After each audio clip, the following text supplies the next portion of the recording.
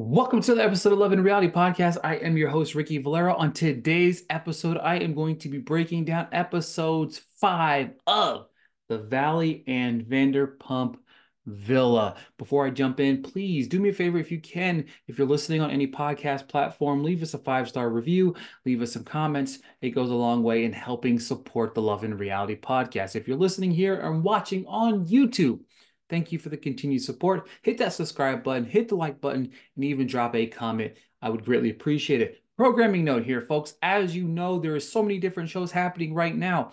Wednesday mornings, I will be dropping brand new episodes of my recaps of The Circle. Typically, Mackenzie has been joining me on The Valley and Vanderpump Villa. Those are going to start dropping on Thursday or Friday. But fun thing for you guys listening. This coming Monday, I had the opportunity of sitting down with Vanderpump Villa's Caroline Bile. We sat down, we had a great conversation about her time on the show. It's going to be live this coming Monday. So if you're listening to this Friday morning when this is released, you're going to get the chance to check out that interview. You can watch it over on the YouTube page, or it'll be available right here on the Love in Reality podcast. So without further ado, let's go ahead and jump right into episode 5 of The Valley. One of the things that I do appreciate when watching this show is the human element of aspect of things. Like it's something as small of watching Jax Taylor be absolutely obsessed with his leaf blower, right? You know what I mean? It's something stupid, minute, but yet it's funny at the same time. But we've got a girls' night, we've got a pool day with the guys, and then we got some drama to unfold after that. But the girls' night, they're going to a big house, having a girls' night while the guys are going to have that pool day. The house the ladies were staying at, it was $25,000 a month to rent. Yeah, you heard me right. $25,000 a month. That's just absolutely insane. Some of these things that, but but on the way there, they're having a sip and paint type of thing. You drink some wine, you paint some stuff. Everybody kind of goes around the table talking about this is going to be a great bonding moment. Some of the freedom aspect of the thing. Kristen kind of said she's feeling uncomfortable, and it starts making everybody around her uncomfortable. It was definitely a weird vibe at first, but Naya was just. We have seen bits and pieces of Danny and Naya, right? And Naya, she's having a hard time, but she's talking about her journey. And I love that this entire, like the women aspect of this was opening up and seeing some versions of themselves that could really self-reflect on what they could do to be better or what they're lacking in their relationships. You know what I mean? We have so many different things come out throughout this entire episode. That was wild. Speaking of things that came out, Brittany and Michelle talk, and she said that Jesse has gone through patches of trying, but she doesn't feel happy. She says she hasn't been happy in 3 years since they've had the baby. Post-COVID, she said he was around a lot during COVID, and he was there and present, and now since post-COVID, he's kind of disappeared. She doesn't believe that they can get back to the beginning, and she feels alone again. This is not much of a surprise. Obviously, we know what happens in the long run, but watching it happen each and every week and unfold on this show is devastating. Let's play a little bit of truth or dare. Uh, Brittany talked about one time where she pooped in the middle of the ocean because she had to go. And then Michelle doesn't call it poop. She calls it going number two. Brittany kind of opens up about how Jax kind of puts her down. Brittany says has some struggles post baby, and Jax kind of knows that, and he hasn't been exactly supportive. Doesn't really surprise me if you know Jax. Danny kind of interrupts Naya's time at the party as she has to leave because the AC is out. The ladies weren't very happy, but overall, the girls' night was successful. This was the best I think I've seen the camaraderie of the girls throughout this entire season. Thought it was very good, which means next week all the gloves are off. All hell's gonna break loose probably. But pool day, Jesse never has an like I swear to God he never has a nice thing to say about her while she's not around. He criticizes her parenting, her husband, and said the therapy is just a disaster, about how frustrated she is with him, and he's complaining. He says all of her all of her issues are superficial. Uh, I think he said about a year ago he applied for an apartment. She applied for an apartment and told him he was leaving. He played it for a second chance, and they did. He said his best option is giving her space. He said maybe, but then of course, he has to bring this into the laughing matter thing. Maybe if you got an APAC, she would care. Apparently, she's been hanging out with a famous director, and I guess an actor. She's in the real estate business, and then he told her to hike up her skirt for the guy. Like, what is wrong with? There's something wrong with this guy. There's something lingering here. There's a cheating of some sort lingering here, and we're gonna find that out hopefully next week because it's been playing around too damn long for us. But it kind of gets brought up this week, right? He said if she fucks up, he can tell Isabella's mom fucked up for 40 years. That's just so messed up. Like that's where his head's at in this. Like you're trying, quote unquote. Luke said to the camera that Michelle and Jesse's relationship aren't the best, and he's holding a secret to fuck everything up. And I mean, it's gotta be either Jesse had an affair or Michelle. I mean, if Michelle had an affair, Jesse said he'd be gone. Jesse said he wouldn't forgive her for cheating, and Luke's look on his face was like someone that, again, somebody cheated. I thought it was Jesse, but after this week's episode, I might think Michelle might be it. I know there's a preview for this week's episode where Michelle is quote unquote apparently talking to other guys.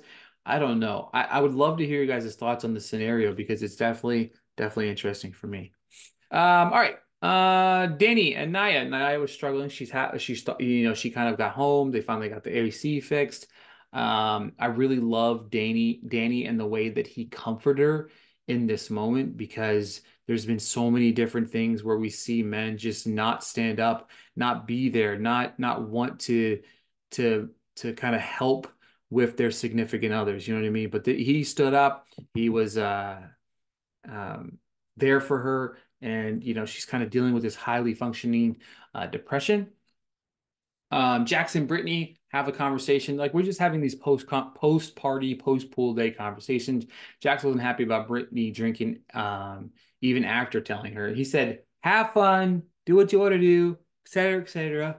And then he just gets mad about it. She did come home throwing up at like 6 in the morning, stuff like that. She confronts him about not feeling sexy, and she wants the important things, and he kind of fights back. And I didn't really like the way he fought back, but eventually they kind of come full circle, understanding that they need to bring that element of that in their relationship.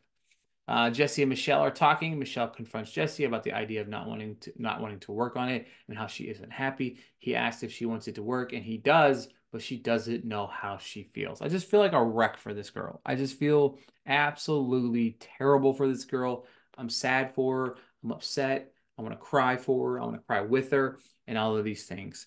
But next week's episode should make for some serious, serious, serious drama, and I'm definitely looking forward to it. All right, so that being said, right before I jump into this week's episode of Vanderpump Valley, I do want to talk about this new show that is called. It's going to be Band Camp is what it's going to be called. It's Netflix's new crossover reality competition series that just finished filming in the mountains of Mexico City.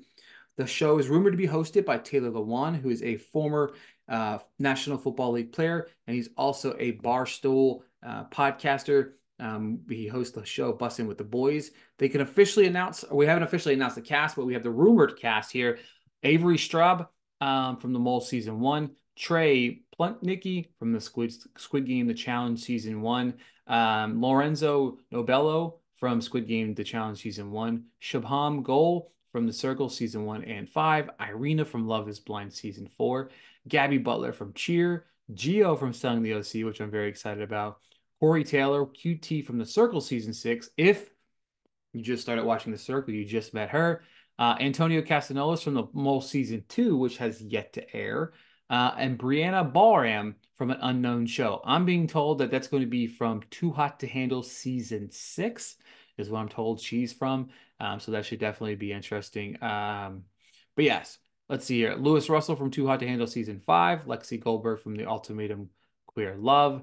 And then we have Chase Demore, who always finds himself on every reality show. Kyle Fuller from The Circle Season 6, Morgan Seminer from Cheer, my boy Nick from The Circle Season 3 and Perfect Match Season 1, Georgie Hazarati from Too Hot to Handle Season 3 and Perfect Match Season 1, and then Polly Brindell from Selling the OC. That is the entire cast, rumored cast for this season of the show. It is going to be, looks like it's going to be out in Q2 of 2025. So, definitely interested. Would love to hear your thoughts on this and whether or not you're going to check it out. But let's go ahead and dive into this week's episode of Vanderpump Villa. All right, so Marciano gets busted in this week's episode. Hannah was defending Marciano for the billionth time, but Marciano was flirting with Gail, the guest of honor's house, and they begin making out. Gabrielle busted him. They tell Hannah, who freaks out. 5 minutes ago, she was sticking up for this man, and now he's a piece of shit. Shocker. All right, the comment cards come in. Eric was worried. Obviously, as checkout's happening, Marciano showed up super late. The housekeeping got rave reviews. They wanted to take Andre with them. They loved the food. They loved Chef Anthony, but they did make the comment of arguing happening all the time. Lisa brought in Andre and asked him, what went down? What happened? What's going on? Andre tried to stay quiet, but finally landed on outing Marciano about kissing a guest. And Lisa said, I thought Hannah and Marciano were together. We're like, we all did. We all thought they were together. She confronted everyone. Lisa makes him apologize to the entire group. Many people don't accept it because he was really being forced to apologize right in front of everybody, right? That was insane to me. The thing about it is you're working with these people. I don't know how many hour work days they're working, 10, 12-hour work days, right? You're working with these people every single day. And of course, we're going to expect drama. Of course, there's going to all these things. But a relationship or even a situational ship in this scenario is just the dumbest thing ever. Like when they got there, Marciano should have been smart. And I'm sure he was probably thinking with other things other than using his actual head, because he's like, oh, well, we're here. I can just do X, Y, and Z, and it's comfortable and blah, blah, blah. These two should have nipped it in the bud day one and said, no, thanks.